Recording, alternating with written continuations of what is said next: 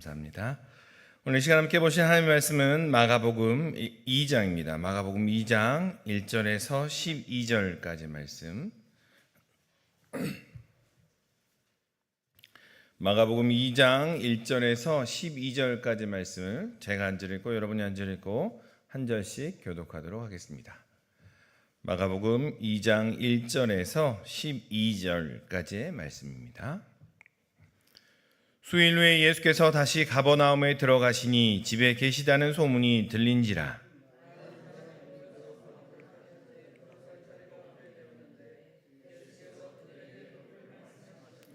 사람들이 한 중풍병자를 네 사람에게 메워 가지고 예수께로 올세.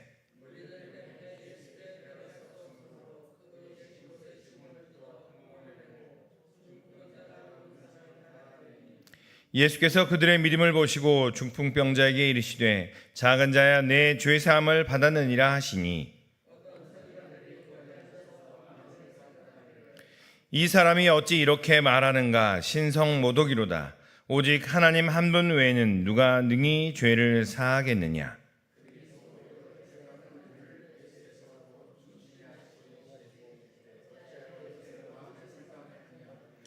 중풍병자에게 내 죄사함을 받았느니라 하는 말과 일어나 내 상을 가지고 걸어가라 하는 말 중에서 어느 것이 쉽겠느냐?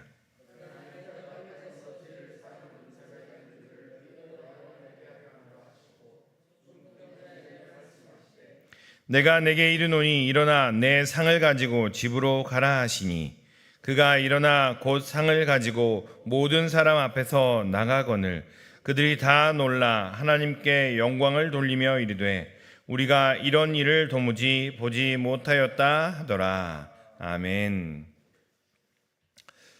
여러분 어떨 때 기분이 제일 좋으세요? 최근에 기분이 좋았던 일이 어떤 일이 있으셨어요? 여러 가지 일들이 있으셨을 텐데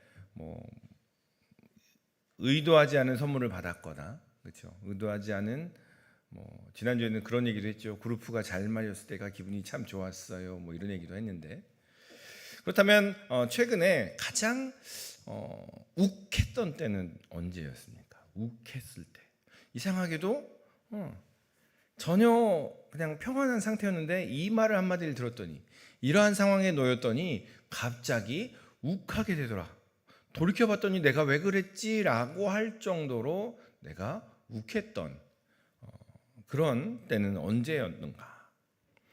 이런 질문들을 스스로에게 자주 해야 됩니다. 내가 언제 기분이 참 좋더라, 내가 어떤 때는 욱하게 되더라, 이런 질문을 우리 스스로에게는 자주 해야 되는데, 이러한 질문들이 바로 그 자기 성찰, 자신을 알아가는 그러한 질문들의 시작입니다. 그러니까 수십 년을 살았는데 내가 뭘 좋아하는지, 수십 년을 살았는데 내가 뭐에 욱하는지를 모른다면 우리는 참 이렇게 조금 자신을 모른 채 그냥 그렇게 남이 말하는 나의 모습만을 생각하며 그렇게 살아가는 우리의 삶이었던 거죠. 신앙생활을 열심히 했는데 이전 모습과 조금도 변화가 없어요. 이전 모습이 안 고쳐져요 라고 막연하게 이야기하는 분들이 있습니다. 그래서 질문을 합니다. 어떤 모습이 고쳐지길 원하세요? 그러면 한동안 답이 없으세요. 왜냐하면 내가 고쳐지길 원하는 모습이 어떤 모습인지 그냥 모르는 거예요. 막연하게 그냥 뭔가가 좀 나아지겠거니라고, 신앙생활하면 나아지겠거니라고 생각을 하더라는 거죠. 신앙생활을 한다고 했는데 뭔가 나아지는 게 없는 것 같아요. 무엇 때문에 좋아질까요? 라고 이야기해 보면 예수님이 어떤 분인지 모른 채, 예수님의 권능이, 예수님의 능력이 어떤 건지 모른 채 그냥 신앙생활만을 하고 있는 그러한 이야기들을 종종 나눌 때가 있습니다. 여러분, 구역 모임이나 여전도회 모임 때 종종 이야기를 하시잖아요. 자신의 모습 또 서로의 모습에 대해서 이야기 나눌 때 함께하는 사람들의 표정을 잘 보셔야 돼요. 뭔가 이야기를 했을 때 그래 맞아 라고 동의하는 표정인지, 아니면 네가 라고 이야기하는 그런 표정인지 표정을 한번 잘 보시면서 스스로 자신의 모습을 한번 또 알아가는 그런 시간이 되었으면 좋겠습니다. 우리가 자신의 모습을 알아가야 하는 것처럼 우리가 신앙생활을 하면서 꼭 알아야 하는 한 분이 계시는데 우리가 너무나 잘 아는 이야기하는 그 예수님이죠. 이 마가복음 1장과 계속해서 2장 계속해서 하는 이야기, 특별히 복음서 이야기들은 어떤 이야기냐면요, 예수님을 알아갑시다라는 이야기예요. 마가복음 1장에서도 역시나 예수님이 어떠한 분인지 이야기를 하셨어요. 그리고 오늘 본문 역시도 예수님이 어떠한 분인지를 우리에게 계속 알려주고 계시는 그러한 이야기입니다. 오늘의 이야기 장소는 가버나움이라는 곳이에요. 예수님께서는 나사렛 출신이라고 이야기하죠. 나사렛이라는 커다란 동네에, 갈릴리라는 커다란 동네에 그 나사렛이라는 곳과 가버나움이라는 곳이 모두 다 갈릴리 지역에 속하는 그러한 곳입니다. 나사렛 출신이신 예수님께서 주로 활동하고 거하신 곳, 나사렛에서 태어나신 예수님께서 활동하신 곳이 바로 어디냐? 가버나움이라는 곳이에요. 갈릴리 바닷가에서 제자를 불러 모으시고 1장에 보면 가버나움의 회당에 들어가시죠. 회당에서 이렇게 가르침을 전하는데 갑자기 더러운 귀신 들린 사람이 나타납니다. 그래서 그 사람이 예수님의 가르침을 회방을 하지요. 예수님께서 말씀으로 그 더러운 귀신을 쫓아내시니 사람들이 이렇게 이야기합니다. 권위 있는 새 교훈이구나. 권위 있는 새 교훈이구나 라고 놀랍니다.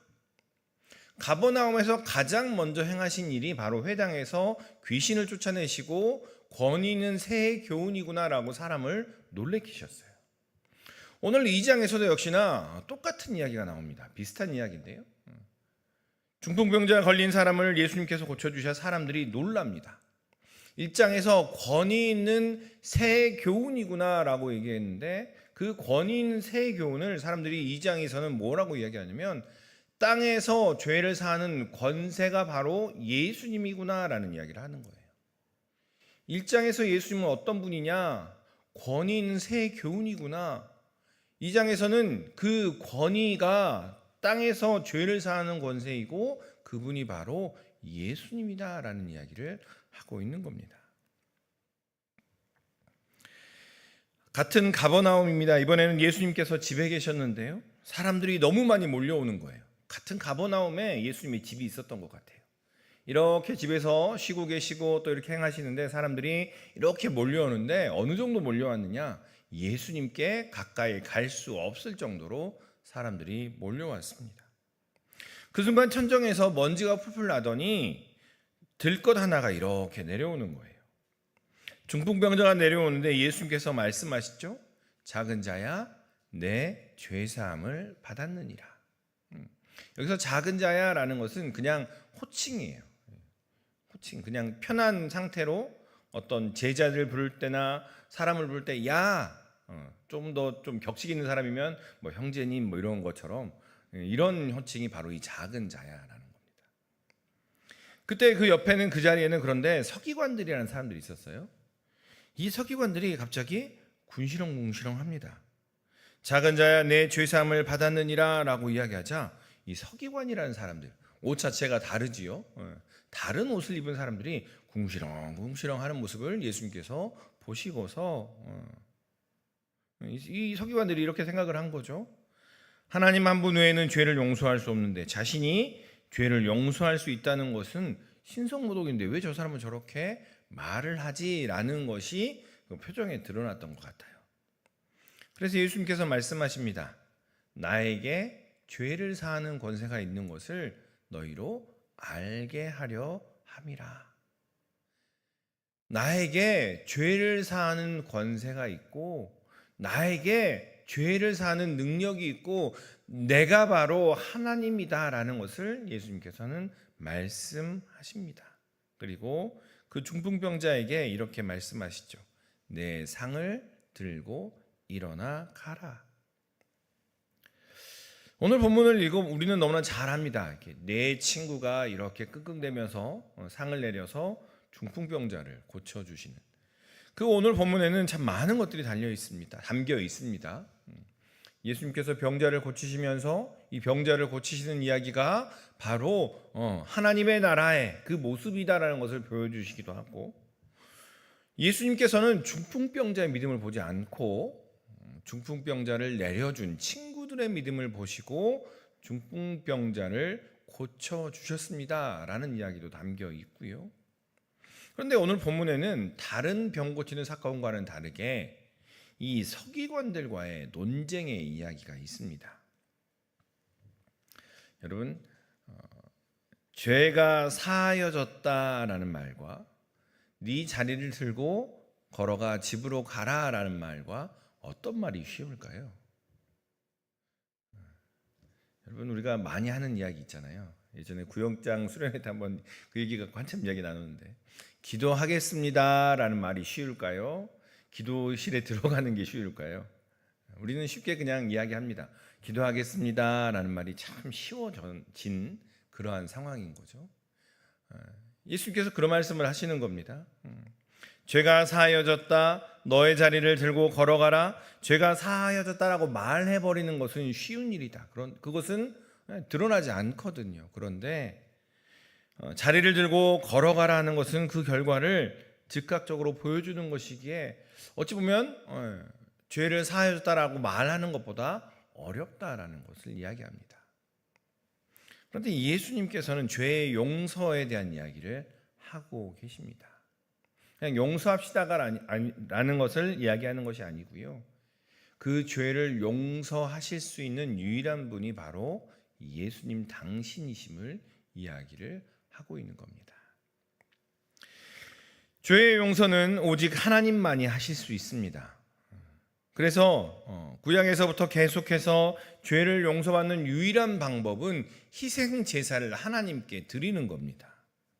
오직 그리고 그 제사를 통하여 제사장만이 죄 용서함을 받았다라고 선포할 수 있는 거죠. 우리가 카톨릭에서 고해 성사를 하지 않습니까? 그 모습이 그대로 남아있는 모습인 거죠. 그리고 모세와 바울 같은 이들은 죄의 용서를 대신 구하는, 오직 제사장만이 죄가 용서함 받았습니다라고 선포할 수 있는 것이고, 오히려 모세조차도 바울조차도 죄 용서해 주십시오라고 대신 간구하는 역할밖에 하지 못하더라라는 거예요. 그런데 그 자리에 있었던 서기관들은 이것만 알았던 겁니다. 오직 하나님만이 죄를 용서하실 수 있고, 우리가 할 수 있는 건 죄를 용서해 달라고 구하는 것밖에 없습니다. 율법 교사들과 서기관들은 이것에만 충실했던 겁니다. 우리는 먼저 기억해야 됩니다. 죄라는 것을 하나님께서는 결코 타협하지 않으신다라는 거예요. 하나님께서는 그냥 죄를 뭉개지 않습니다. 그냥 두리뭉실 넘어가게. 죄라는 것을 시간이 지나면 잊어버리겠거니, 죄라는 문제를 다른 선행을 했으니까 그 죄가 사라지겠거니라고 두루뭉실 넘어가는 분이 결코 하나님은 그런 분이 아니십니다.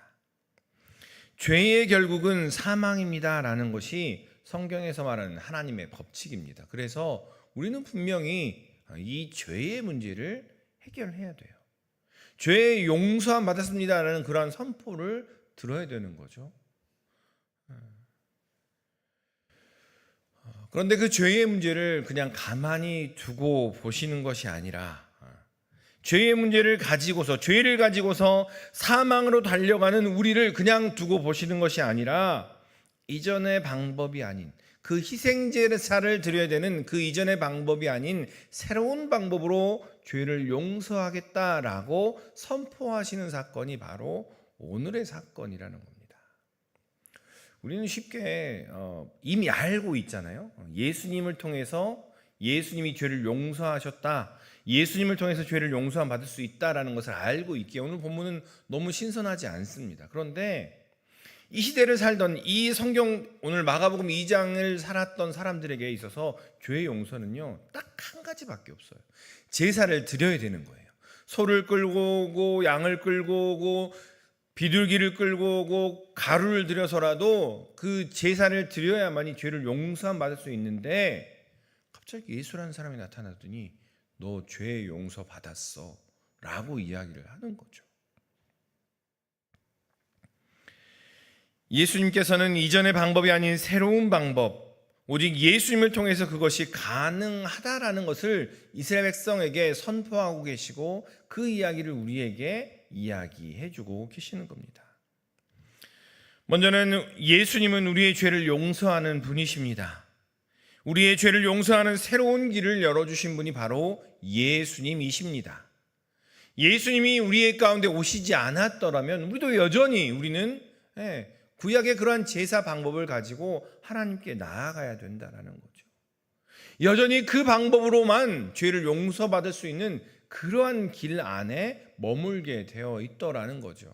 그런데 예수님께서 오셔서 죄의 용서함을 받는 새로운 길, 바로 내가 있다라고 말씀하고 계시는 겁니다. 예수님께서는 십자가를 지심으로 우리의 죄를 용서하셨습니다. 아멘입니까? 소자야 내 죄의 사함을 받았느니라 믿으십니까? 2000년 전에 가버나움에서 중풍병자를 향해서 너의 죄는 용서받았다라고 말씀하시는 그 예수님께서 지금 이 자리에 여러분 한 분 한 분을 찾아가셔서 너의 죄는 다 용서받았어. 너와 나와의 관계 안에서는 아무것도 남아있지 않아. 너는 이제 더 이상 죽음을 향하여 달려가고 있지 않아 라고 선포하고 계시는 겁니다.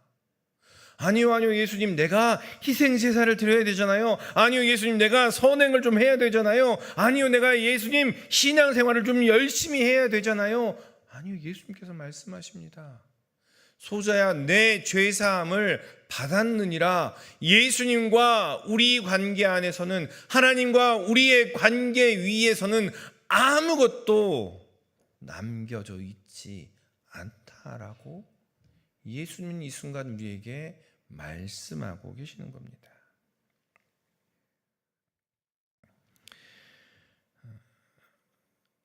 예수님께서는 이 나병 환자를 통해서 말씀을 하셨어요. 우리의 생각 속에 여전히 그러한 모습이 있더라는 거죠. 나병은 죄야. 여러 가지 흔적으로 죄의 모습이 남겨져 있어. 우리 마음 가운데 죄라는 것들이 여러 모양으로 남아 있습니다. 출애굽기 15장에서 출애굽하는 이스라엘 백성이 마라라는 지역을 통과를 합니다. 광야를 이렇게 통과하는데 마라라는 지역에 가니까 유난히 목이 말랐던 것 같아요. 그런데 그곳에 물이 있어서 물을 마시는데 물을 마실 때마다 물이 너무 써서 마실 수가 없었던 거죠. 그래서 이스라엘 백성의 특허 있잖아요. 불평하는 거. 이스라엘 백성은 계속 불평합니다. 얼마나 많이 불평을 자주 했던지 또 불평하고 또 불평을 합니다. 그래서 하나님께서 모세를 통하여 말씀하시죠. 저 마라라는 연못에 저기 막대기 하나 갖다가 던져라. 그 막대기를 던져서 그것을 보고 이스라엘 백성들이 함께 그 물을 마십니다. 그 이후에 그 물이 달게 되어서 마실 수 있게 되었다. 그리고 나서 여호와께서 말씀하십니다. 너희가 여호와의 규례를 순종하고 여호와의 말씀에 순종하고 여호와의 규례를 지키면 너희가 출애굽할 때 그 10가지 재앙이 너희에게 없을 거야. 그 10가지 재앙이 혹시나 있더라도 내가 너희를 고칠 거야. 왜냐하면 내 이름이 여호와 라파, 치료하시는 하나님, 고치시는 하나님, 용서하시는 하나님, 만지시는 하나님, 내 이름이 바로 그거니까 너희를 고칠 거야 라고 말씀하십니다. 우리는 여전히 이 나병 환자를 보고서, 중풍병자를 보고서 이야기를 합니다. 저 사람은 죄 때문에 저런 거야. 우리는 계속해서 주위의 사람을 바라보면서 눈을 이렇게 뜨고서 뭔가 찾아냅니다. 뭘 찾아내요? 저 사람은 죄 때문에 그런 거야. 저 사람은 저것 때문에 저런 거야. 저 사람은 저것 때문에 저러는 거야. 계속해서 꼬집어내기를 잘합니다. 그런데 하나님께서 우리에게 가르쳐 주신 것, 그 이름은요, 여호와 라파입니다. 고치시는 하나님, 회복시키시는 하나님, 용서하시는 하나님, 온전케 하시는 그 하나님의 이름을 드러내시고 그 이름의 실제가 바로 예수님이라는 것을 오늘 마가복음 2장에서 이야기를 하고 있는 겁니다. 중풍병자가 내려왔으니 병만 고치면 되지 왜 죄사함을 받았습니까? 라고 이야기합니까? 중풍병자를 보고 사람들이 눈을 이렇게 뜨는 거예요. 거기에 있는 서기관과 율법사들이 눈을 이렇게 뜨고 마음을 이렇게 꼬집으면서 저건 죄 때문에 그래. 저 사람이 저렇게 안 풀리는 건 죄 때문에 그래. 저 사람이 저렇게 생긴 건 죄 때문에 그래. 저 사람이 저렇게 살아가는 건 죄 때문에 그래 라고 여전히 생각하는 그 사람들을 향해서 여호와 라파의 하나님, 고치시는 하나님, 용서하시는 하나님께서 함께하고 계시다는 것을 이야기를 하고 계신다는 겁니다.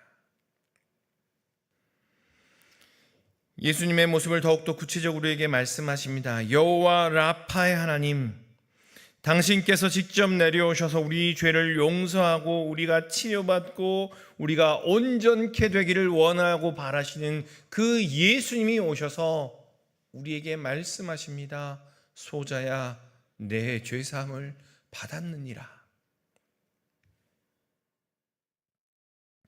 우리는 이 죄를 먼저 잘 알아야 합니다. 죄라는 것, 하나님과 관계에서 나의 죄뿐만이 아니라 우리가 다른 사람을 바라볼 때마다 꼬집는 그러한 죄라는 것, 원망하고 불평하는 그러한 죄라는 것이 우리의 삶과 우리의 생각과 우리의 마음, 우리의 삶 전반에 영향을 미치더라라는 거지요. 따라서 한번 해보겠습니다. 나의 죄는 용서받았습니다. 나의 죄는 용서받았습니다. 우리는 이렇게 이야기하는 것을 굉장히 부끄러워합니다. 그리고 뭔가가 그렇지 않아도 용서받았는데 꼭 그렇게 말을 해야 되나? 그게 무슨 주술같이. 그런데요, 사단은 뭐라고 이야기하냐면요, 너 죄 있잖아. 사단은 계속해서 우리에게 속삭입니다. 세상에 계속해서 우리에게 이야기하며 우리를 세상으로 끌고 가려고 이야기한다라는 거죠. 그래서 우리는 계속해서 생각날 때마다 이야기해야 되는 거예요. 나의 죄는 용서받았습니다. 소자야, 내 죄사함을 받았느니라는 주님의 음성이 계속해서 우리의 마음 가운데 들려야 한다라는 거죠. 그래야 이 죄 용서함의 선언이 단순히 무익한 신학적인 어떤 실없는 소리가 아니게 되더라라는 이야기입니다. 여전히 우리의 생각과 마음과 우리 육신은요, 죄에 의해서 간섭을 받습니다. 그렇죠? 여전히 예배드리고 돌아가면 예배당만 나가게 되면은 저 사람은 왜 꼴이 저럴까 막 생각이 나기도 하고, 왜 저렇게 옷을 입고 왔을까, 왜 저렇게 행동을 할까라는 마음이 예배당 문만 나서면 이상하게도 생각이 나는 게 우리의 모습이에요. 그런데요, 예수님의 이 죄 용서의 선언으로 말미암아, 예수님의 이 죄 사함으로 말미암아, 여호와 라파의 하나님께서 함께 하심으로 말미암아 이제는 더 이상 애굽으로 돌아가는 그 길이 사라져 버렸다라는 거예요. 이제는 노예의 삶으로 돌아가지 못하게 된다는 거예요. 돌아가려고 애써 보지만 길이 사라져 버렸다는 겁니다. 죄는 더 이상 우리에게 영향을 미치지 못하고 죄는 우리를 죽음으로 끌고 가지 못하더라라는 겁니다. 우리 앞에 생명의 길만이 놓여 있다라는 것이 바로 예수님을 믿습니다라는 이야기라는 겁니다. 예수님께서 우리의 죄를 용서하여 주셨습니다라는 이야기라는 겁니다. 예수님께서는 땅에서라고 이야기합니다. 오늘 본문을 보면 땅에서 죄를 사하는 권세라고 이야기하십니다. 땅은요, 먼지가 풀풀 나는 곳입니다. 살아가다 보면 먼지를 뒤집어 쓸 수밖에 없는 곳이 땅이고요. 땅은요, 우리가 예배당만 나서게 되면 계속해서 원망하고 왜 저럴까라고 시기하며 질투하는 곳이 땅입니다. 그 땅에서 죄를 사는 권세가 바로 예수님 자신임을 이야기하고 있다라는 거죠. 그것을 알게 하시려고 중풍병자에게 말씀하십니다. 일어나 내 상을 가지고 집으로 가라. 죄의 결과라고 이야기하는 그 중풍병을 온전케 하시는 그 일을 예수님께서 행하시고 계시는 겁니다.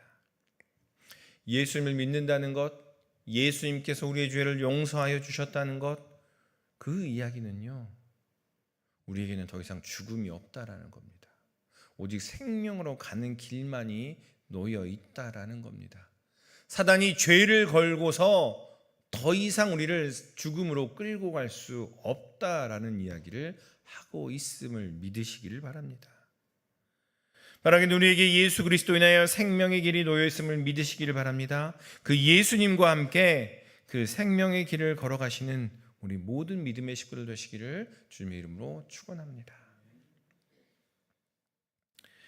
용서에 대한 이야기를 할 때마다 영화 밀양이라는 영화를 이야기를 하게 됩니다. 보신 분들은 한번 더 보시면 좋을 것 같고, 안 보신 분들은 꼭 한번 보시면 좋을 것 같아요. 우리가 죄라는 것들을 얼마나 모호하게 사용을 하고 있는가, 또 그러한 이야기들, 또 우리가 생각하는 죄와 세상이 바라보는 죄가 다른 가치에 있다라는 것들을 적나라하게 드러내 주는 거죠.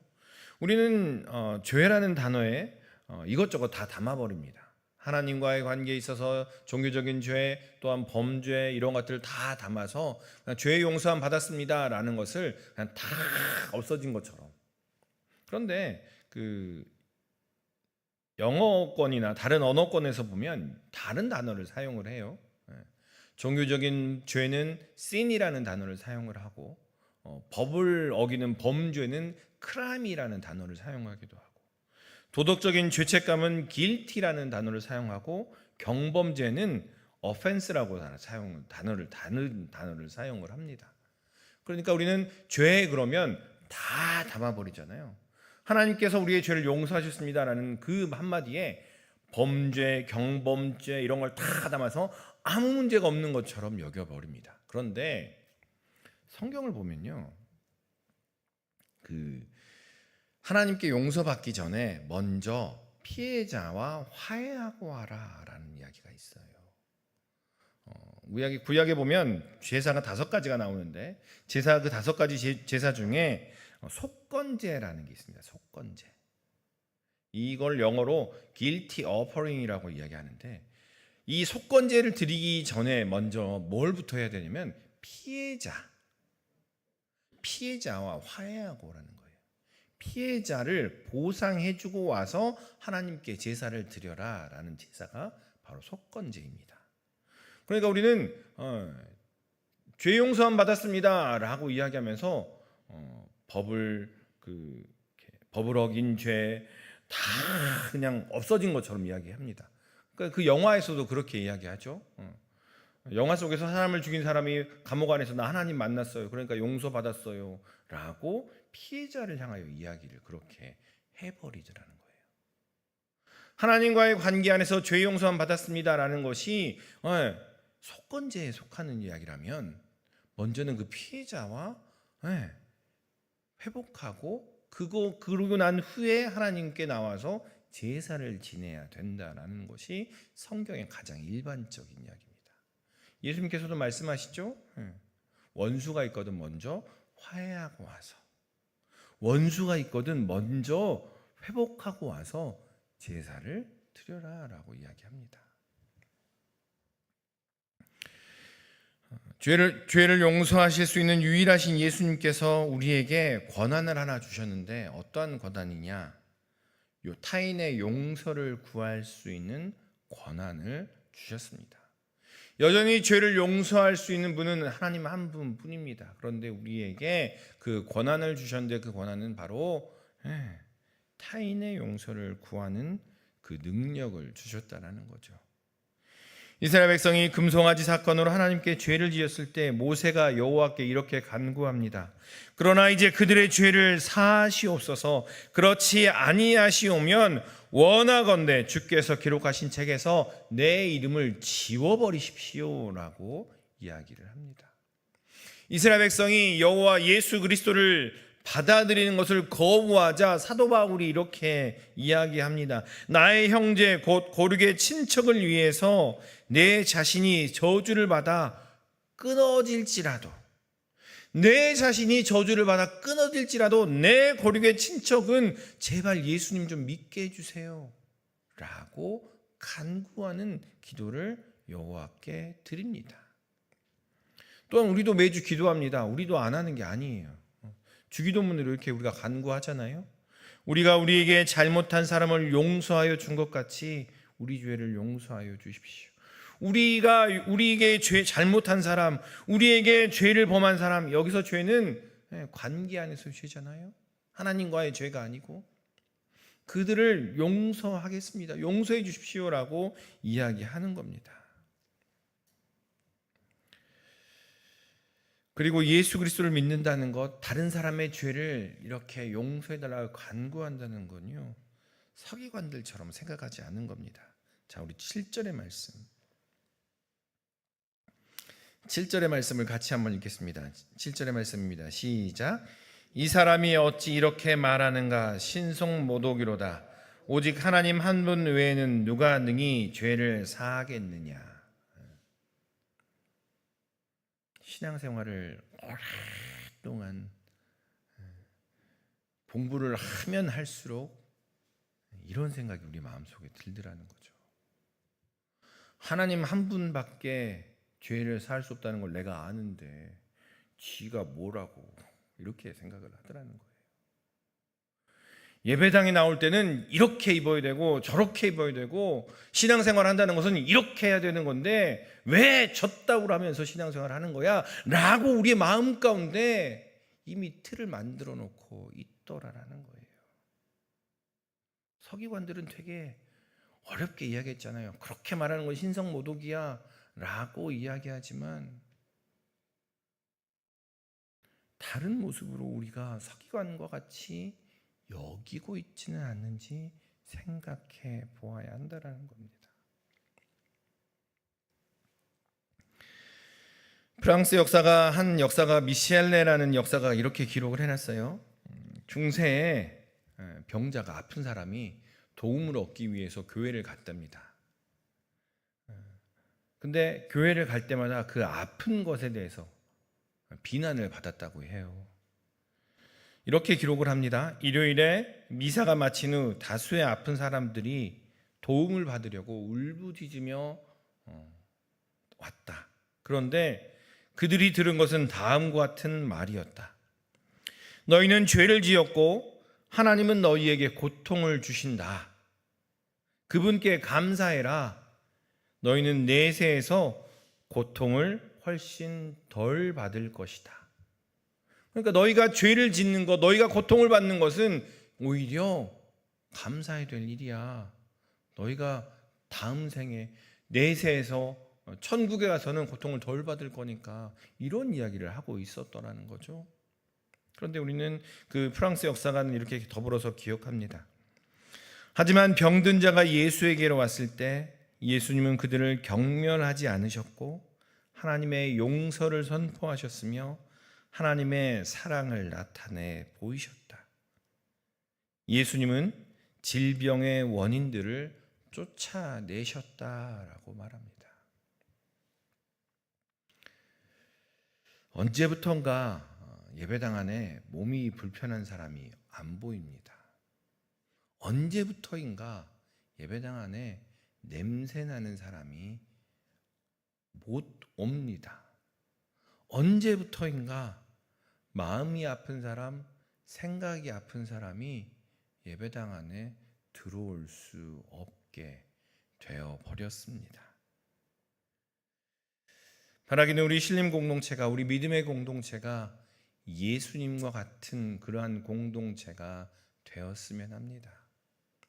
중풍병자를 만났을 때, 나병 환자를 만났을 때, 더러운 귀신을 만났을 때 소자야 내 죄사함을 받았느니라. 그와 함께하고 함께 받아들이고 용납하는 그러한 공동체가 바로 우리 공동체가 되었으면 합니다. 불편합니다. 냄새납니다. 또한 신경이 쓰이는 건 사실입니다. 그럼에도 불구하고 예수님께서 그렇게 하셨기에 예수님 자체가 용서라는 것을 우리에게 보여주셨기에 또한 그 길을 함께 걸어가는 우리 모든 믿음의 식구들 되시기를 주님의 이름으로 축원합니다. 기도하겠습니다. 사랑 안에 충만하신 아버지 하나님, 우리가 먼저 하나님 앞에 온전히 서게 하여 주시옵소서.